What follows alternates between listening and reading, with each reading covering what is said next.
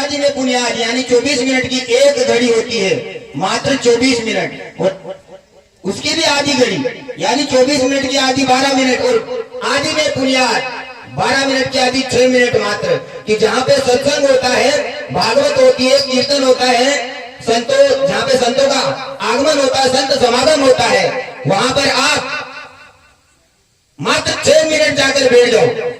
और जो संत हमको बताते हैं, जो संत हमको समझाते हैं, उसको तन मन धन से अपने जीवन में धारण कर लो। अगर सत्संग में सुना है कि कभी झूठ नहीं बोलना, तो जीवन में झूठ बोलना बंद कर दो। सत्संग में सुना है कि चोरी नहीं करना है, तो अगर कभी चोरी करते भी होंगे तो चोरी करना बंद कर देना है। 6 मिनट में आप जो कुछ भी सुनो उसको आप अपने जीवन में धारण कर लो। फिर देखो, आपने तुलसीदास जी महाराज कहते हैं, संतों के वाक्य ये कि 6 मिनट का सत्संग मात्र अपने जीवन में धारण करने से तुलसी संगत साध की मिटे कोटि अपराध। मात्र 6 मिनट संतों का जो संग और सानिध्य हम प्राप्त करते हैं, उसके अंदर जो रहकर हम सुन लेते हैं, उस पर अमल कर लेते हैं, तो कोटि जन्मों के पाप मिट जाते हैं। इसे संत महापुरुष बताते हैं। मगर फिर भी हमारी सत्संग में रुचि नहीं है। हम इधर उधर, मैं कब से देख रहा हूँ यहाँ पे, जब से सत्संग चालू है ना, कोई किधर जा रहा है, कोई किधर जा रहा है, तो फिर इतना अनमोल समय निकाल के यहाँ बैठने का मतलब क्या आने का? अगर आपको ये ऐसे समय व्यर्थ कमाना है तो आना ही नहीं चाहिए। संत महापुरुष कहते हैं, भजन कीर्तन हो जहाँ श्रोता हो 2-4, वेचा ढोंग स्वांग में बैठे कई हजार। अगर कोई रॉकी स्टार बैंड आ जाए ना, तो बड़ी धूमधाम से नाचने लग जाते हैं, मोबाइल को भी भूल जाते हैं। कहीं दिवाली में अच्छे से नाच कूद होता तो बड़ा ध्यान लगा देते हैं उसके अंदर। पूरी रात इधर उधर गाड़ियों में घूमते रहते हैं, भटकते रहते हैं। मगर जहाँ पे सत्संग होता है ना, कुछ समय वहां पे बड़े ध्यान से एकाग्र होकर हम बैठ नहीं पाते। धिक्कार है जीवन पे। जब मनुष्य जन्म मिलने के बाद भी परमात्मा से हमारी लगन नहीं लगी, तो फिर क्या मतलब है इस जीवन का? ऐसे तो पशु, हमसे तो पशु अच्छे हैं। उनको एक जगह खोटे पे बांध देते, वो बंधे तो रहते हैं, जो देते वो खाते हैं। हमारे को तो कोई बंधन ही नहीं है, कोई सब्र ही नहीं है, जो आया वो खाते हैं। शेर वेल बोलते वैसा, जहां मर्जी, कभी दिवाली, कभी शादी, कभी कहां बाहर। मैं ये नहीं बोलता है, ठीक है, जीवन है, जीवन के अंदर सभी चीजों में आनंद लेना चाहिए, जाना चाहिए, मगर सत्संग से मुख क्यों मोड़ते हो? जहां सत्संग होता है उसमें रुचि क्यों नहीं होती? वहां बैठ के भी तुम वहां रहते नहीं हो। तुम्हारा शरीर वहां रहता है, तन और मन पता नहीं, तन वहां रहता है, अपने मन का पता नहीं कहाँ रहता है। तो कवि बताते कि भजन कीर्तन हो जहां श्रोता हो 2-4, वैसा ढोंग स्वांग में बैठे कई हजार।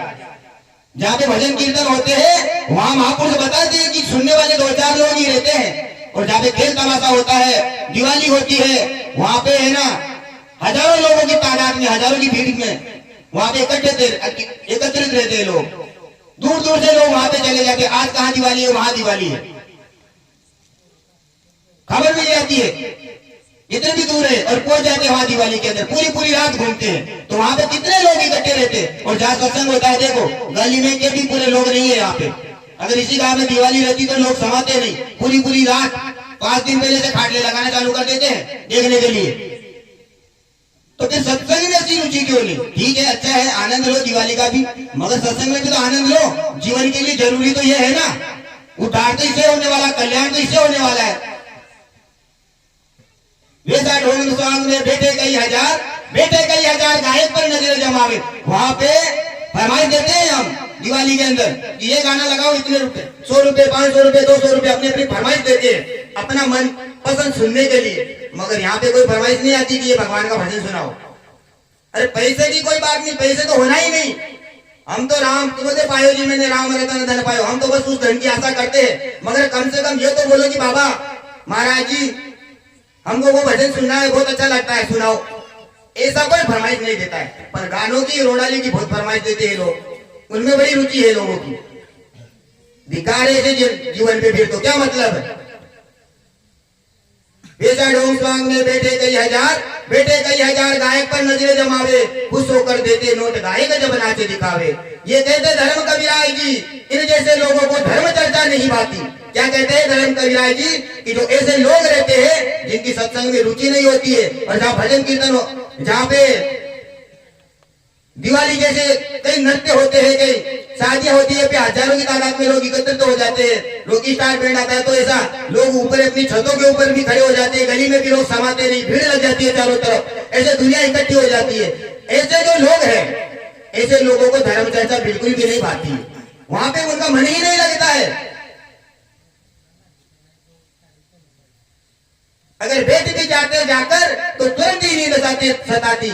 ऐसे लोग अगर सत्संग में और भजन में जाके भी बैठ जाते हैं तो थोड़ी देर बाद श्री राम जय राम जय जय राम तुरंत ही नींद सताने लग जाती है। तो इस बात को अच्छे से ध्यान में रखो। कलयुग है ना, ये भी कलयुग ही चालू है। कलयुग ने श्रीमद् भागवत कथा एक बार कहीं हुई थी तब है ना उन्होंने अपने सुखदेव मुनि के सामने कुछ वचन दिया था। उन्होंने ऐसा बोला था कि कलयुग, उन्होंने कहा कि मेरी जहां पे कहीं पे भी सत्संग हो वहां पे तुझे आगमन नहीं उतनी थी एरिया के अंदर, तुझे आना नहीं है। तो बोला आऊंगा तो सही में, मगर मैं आपको आज एक वचन देता हूं, मैं 3 गोली सत्संग के अंदर जहां पे भी भजन कीर्तन सत्संग होगा वहां मैं 3 गोली डालूंगा और जितने भी लोग बैठे रहेंगे वो बैठे हुए लोगों पर एक गोली का भी जिस पे असर नहीं हुआ, तीनों गोली का प्रभाव होने के बाद भी वो जैसा बैठा था वैसा बैठा हुआ है ना, तो मैं जीवन में वचन देता हूँ वो मेरा गुरु, मैं उसका शिष्य, मैं जीवन में उसको कभी भी सताऊंगा नहीं, कभी भी परेशान नहीं करूंगा। तो वो 3 गोली कौन सी है? प्रथम गोली कौन सी है? वो जहां पे भी सत्संग और भजन होता है ना वहां पे सबसे पहले वो सफेद गोली फेंकते हैं। सफेद गोली फेंकते हैं जिससे मनुष्य के जो विचार है ना संसार में खो जाते हैं, संसार में डूब जाता है। वो वहां पे बैठे हुए वहां पे उसका ध्यान नहीं रहता कि सत्संग में क्या सुना रहे क्या बोल रहे। वो अपने घर में कर्जा कितना है, देना किसको है, लेना किससे है, काम कैसे करना है, काम पे कहाँ जाना है, बच्चों के लिए क्या करना है, बस ये चीजों में उसका दिमाग लग जाता है। थोड़े लोग अगर सत्संग में 500 लोग बैठे हैं ना तो 200 लोग तो उसमें चले गए। दूसरी पीली गोली फेंकता है तो उससे लोगों के मन विचलित हो जाते हैं, वहां पे बैठे रहते हैं, मन नहीं लगता, कभी बाहर जाएंगे कभी फिर आएंगे फिर बैठेंगे, इधर उधर भटकता रहेगा मन, वहां पे बिल्कुल भी ध्यान नहीं लगता। कभी मोबाइल चलाएंगे, कभी क्या करेंगे, कभी इधर पाँव करेंगे, कभी उधर पाँव करेंगे, कभी इधर पीठ करेंगे, चारों तरफ चक्कर लगा देते, गोल गोल घूम जाते हैं। ये जीवन नहीं है। सत्संग में जाकर भी अगर हम ऐसा करते होंगे तो धिक्कार है फिर हमारे मनुष्य जन्म पे। हम जब बुराई की चीजों का सुनने का आनंद लेते हैं तो फिर सत्संग सुनने का हमको आनंद हम क्यों नहीं लेते? सत्संग में भी तो हमको बड़ा उत्साह से आनंद लेना चाहिए, बड़े लगन से लेना चाहिए, मगर नहीं लेते।